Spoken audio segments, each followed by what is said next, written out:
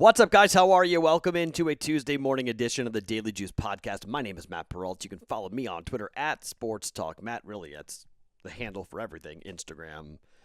The Daily Juice is TikTok. We have not done a TikTok video in a while. Maybe I'll do a TikTok video coming up for a quickie little parlay I've got for you guys coming up today. And yes, you heard that right. I'm going to do a two-team moneyline parlay today in baseball because I'm bored. I'm bored. I'm going to be honest. I'm bored. I'm annoyed. I'm frustrated.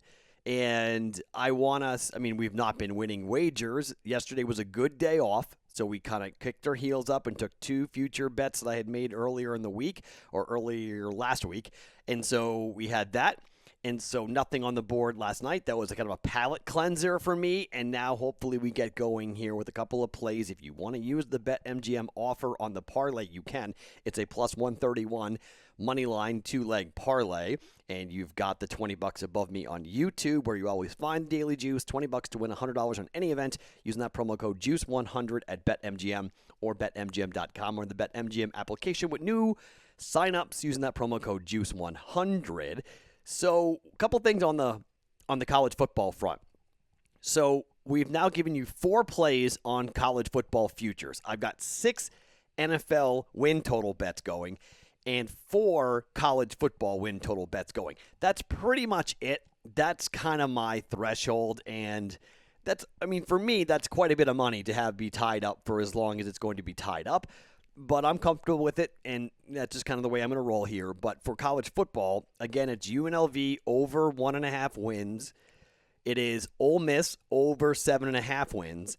It's Nebraska under 6.5 wins, and it's Iowa under 8.5 wins. Those are the 4 bets we've got going for future wagers in college football. But interesting to see Ole Miss today.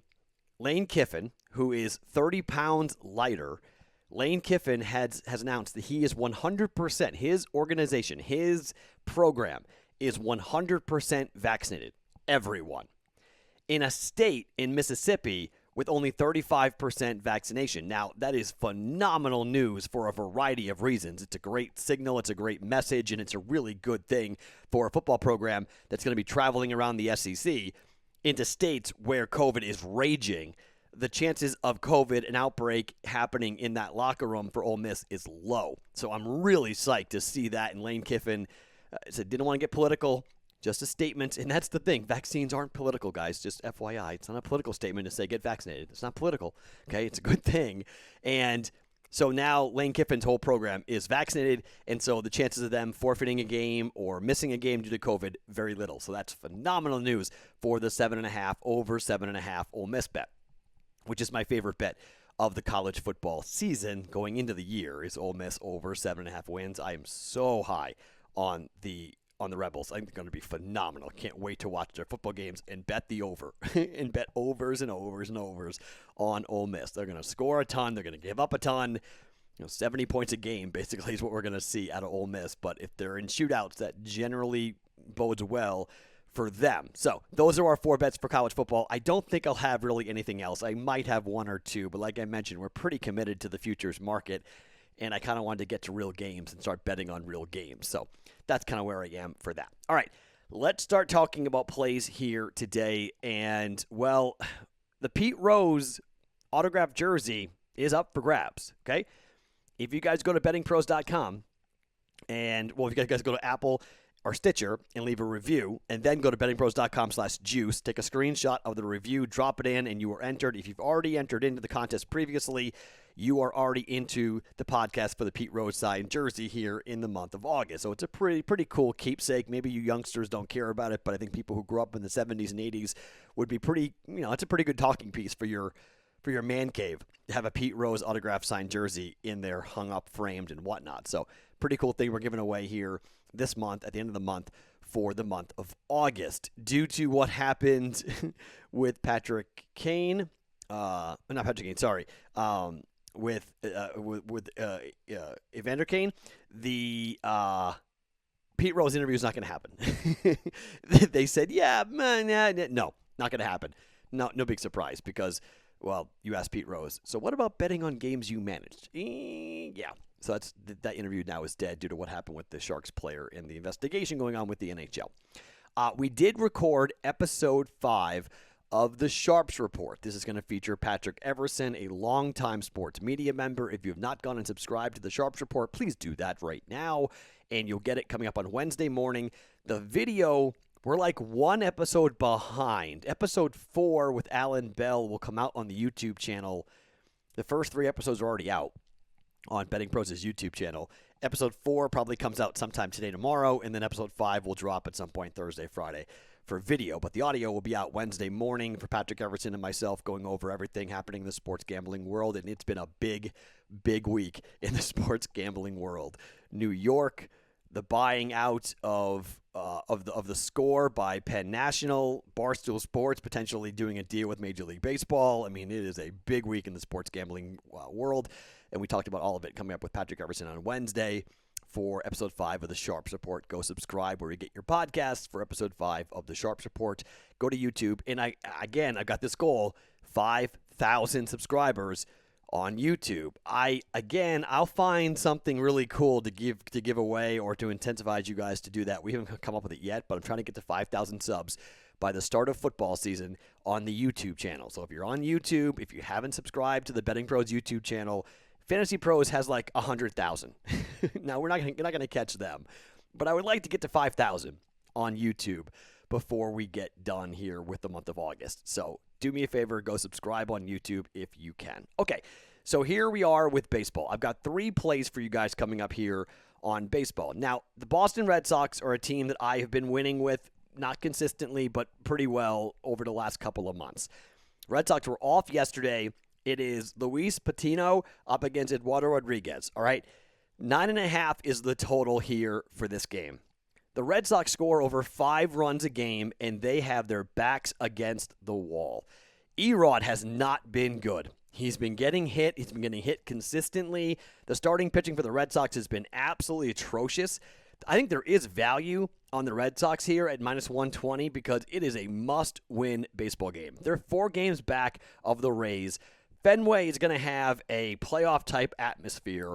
You have an off day for the Red Sox to sit around and read the media and listen to all the negativity that's around that team right now. JD Martinez is out, but I think this team's going to score.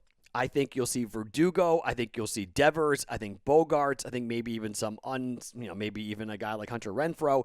I think these are the guys who are going to get after it here tonight. I like over 9.5 runs to be scored here. I think the Rays are going to score. I think the Red Sox are going to score. I'm not sure who wins the game. I think it could be a 6-4, 6-5 win one way or the other. I don't trust the Red Sox bullpen. I don't trust the Rays bullpen that much either. And the Red Sox are at home, and they've had chances to pour on some runs here. I thought about going first 5, but I'm a little worried about the Red Sox offense being able to score enough to get over on the first 5, which would be 4.5 or 5.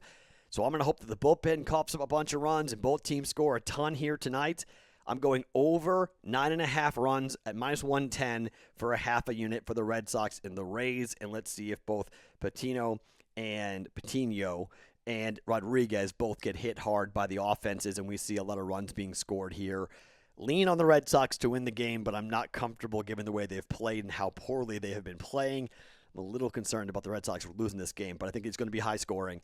Over 9.5, Red Sox Rays is the first play of the game, of the day. Okay, second play. And this is a little bit weird because I looked at playing the first, a run, yes, in the first inning pretty aggressively here for the Pirates and the Cardinals. It's Jay Happ up against Steven Perrault. I don't know much about Steven Perrault. He's a youngster. He may be okay. He was okay last year. And this is an interesting game, and it's a little bit of a weird game because I went and counted. The Pittsburgh Pirates haven't scored a run in the first inning for 13 consecutive games. So I hate Jay Happ with a passion, but he pitched pretty well in his last game.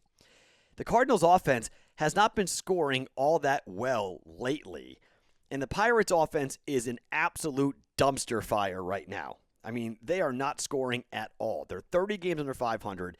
They've scored 2, 3, 0, 4, 2, 8, 2, 4-3-0. They're just not scoring any runs at all. Now, on the other side, the Cardinals equally are not exactly scoring a ton of runs either. 5, 5, 4, 4, 4, 1, 7, 1, 5. They're not raking the baseball either.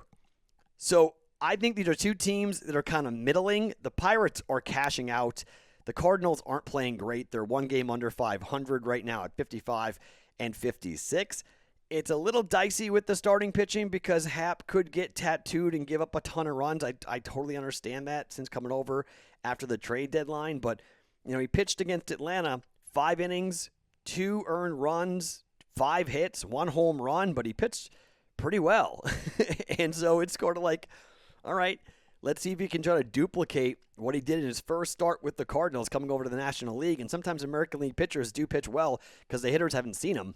So they don't have much experience up against him. And, I mean, the Pirates' offense just doesn't score. So as long as we don't see the Cardinals erupt for like 8 runs, I think the under is a good play here. At minus 120, we're going under 9.5 runs, Cardinals, Pirates. And maybe it even goes up. Maybe you might get 10.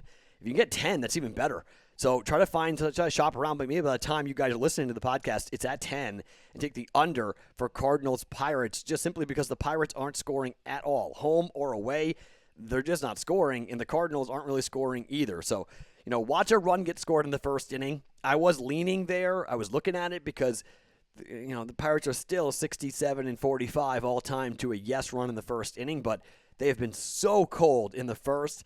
It's basically putting it all on the Cardinals, and again, we don't know enough about Perrault to really have a great idea as to what he's going to do in the first inning against the Cardinals. He could get raked. He could go up, three down, and then we're done. So I'm going to skip on that, but we're just going to go under 9.5 for the Cardinals and the Pirates for a half a unit.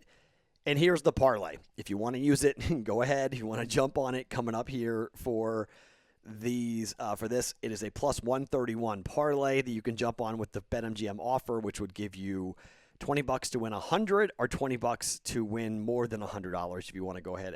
I guess not. Well, no, it would be, I'm not doing my math. It's either you win it, if you lose it, you win $100. If not, you get 20, double your money plus, right? So here we are. Giants and the Astros. Okay? Giants are taking on the Diamondbacks at home. The Rockies are on the road at the Astros. These are the 2 worst baseball teams on the road in Major League Baseball. I'm not going to handicap all this all that much. Just given the way that I'm going, Astros at home are 35 and 23. The Rockies on the road are 13 and 40. Okay? It's a good home team. It's a good home baseball team, and the Rockies are 13 and 40. But they've won 4 games in a row. Okay? That is something to be said for the Rockies. They've won 4 games in a row, but they are so good at home, and they are so bad on the road. They beat the Marlins. They swept the Marlins 3 games in a row, but they're on the road at the Astros, and generally that means real big trouble for Colorado. Same thing can be said for the Diamondbacks. They are 14 and 43. Now, at home, they're 21 and 35. Not much better. But on the road, the Diamondbacks are 14 and 43, and the Giants have the best home record in baseball, 35 and 17. I'm just going with the trend over the last 4 days where favorites have been cleaning house. And if I can't get this right, this is just kind of the way I'm going. But these are kind of like the layup bets that should hit, and watch that not hit. But I'm doing a 2-leg money line parlay. We're taking the Giants over the Diamondbacks on the money line, and we're taking the Astros over the Rockies on the money line. It's a plus 131 money line wager for a half a unit. Okay? Those are the 3 baseball plays for us here today. I'm bored. I don't love betting on baseball. My record on baseball is atrocious, like you guys know, and we can't get me to Thursday, man. Get me to Thursday. Get me to the Discord bet. Get me to the games we're going to be betting on coming up on Thursday. I absolutely cannot wait to go with Thursday Night Football because that's going to be a lot of fun here. On Thursday, we've got 2 games, Washington at New England and Pittsburgh at Philadelphia. Then on Friday, we've got Tennessee at Atlanta, Buffalo at Detroit, and Dallas at Arizona. On Saturday, we've got 1, 2, 3, 4, 5, 6, 7, 8, 9, 10 preseason games on Saturday. 10. All right? So we got 5 games coming up Thursday, Friday, and 10 games on Saturday. Let's just get through Tuesday and Wednesday, and let's get to Thursday, Friday, Saturday, and have some fun betting on preseason football. Yeehaw, let's go Mac Jones and the Patriots against Washington and their backups and where we go. So that's where we're going to be for the rest of the week. Again, the plays are Pirates, Cardinals under 9.5, Red Sox, Rays over 9.5, Moneyline, Giants, Astros, 2-leg Moneyline parlay, all 3 for a half a unit. My name is Matt Perrault. Follow me on Twitter at SportsTalkMatt. Each and every morning, it's the Daily Juice podcast right here on BettingPros.com, always being brought to you by BetMGM.